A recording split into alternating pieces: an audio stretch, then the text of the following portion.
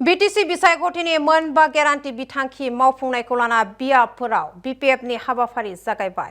कक्राझार जिल्लानि बावखुंग्रि बियाबनि सिङाव थानाय फालुकजाराव दिनै BPFनि मोनबा गेरान्टिनि रादाय बायदियै बियाबनि मुलाम्फागिरिफोरनो हानि पाट्टा आरो राङारि अनसुंथाइ रानना होनाय हाबाफारिखौ बेखेवो।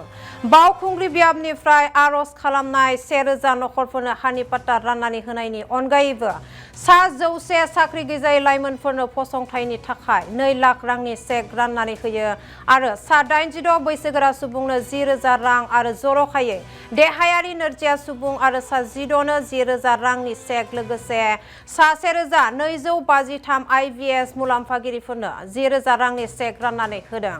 सा 161 गावसुंथा गौथुमफोरनिसिमबो 15,000 रांनि चेक राननानै होयो।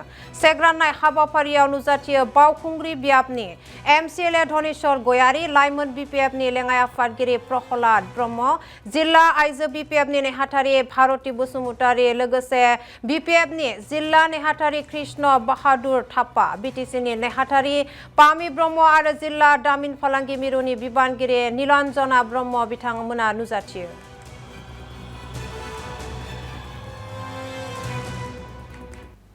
गिबियावनो मानगोनां हाग्रामा महिलारि दांगुरिया बिथांखौ धन्यबाद होयो खारन बिथाङा थांनाय BTCनि इलेक्शनाव बिसायख'थियाव जोंखौ 5 गेरेन्टिनि खोथा बुंनो होदोंमोन आरो बे 5 गेरेन्टिखौ दिनै बिथाङा जोंनो चेक आरो गासिबो सहाय जगार खालामनानै जोंनो हरबाय आरो बेखौनो जोङो दिनै बावखुंग्रि समष्टि हिसाबै जों रानना होबाय।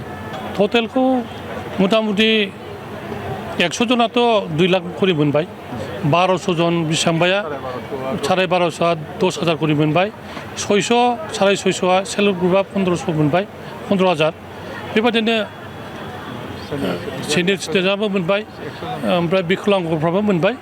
मथा-मथि जोंनियाव मथा-मथि 6-7 हाजारा मोनबाय आरो दिनै आरो नेक्स्ट बाराव जों होनो थाखाय रेडि। मथा-मथि रायजोफ्रा जोंजों गासिबो जयैनो दंजोबो दा। जाफुंजोब्बाय जोंनावथ' BTCआव बावखुंग्रि समष्टियाव जेरैबायदि जों सानदोंमोन बेनि बारासो जाबाय। लामा दालां जाजोब्बायानो, मावगासिनो दं, मिथिबाय दा, एखे मावगासिनो दं, दुम जुद्ध खालामनो मावगासिनो दं आरो जोङो जेखौ खोथा होदों जोंनि BPF राजनितिक दला बेखौ साक्सेस खालामनायाव जों जेब्लाबो हाजु। जिहेतु बावखुंग्रिया मोनसे एसेम्ब्लियावबो मोनसे आलदा समष्टि जानानै फैबाय, फैगौ बिधान सभा इलेक्शनाव माबायदि सानदों बे इलेक्शननि थाखाय?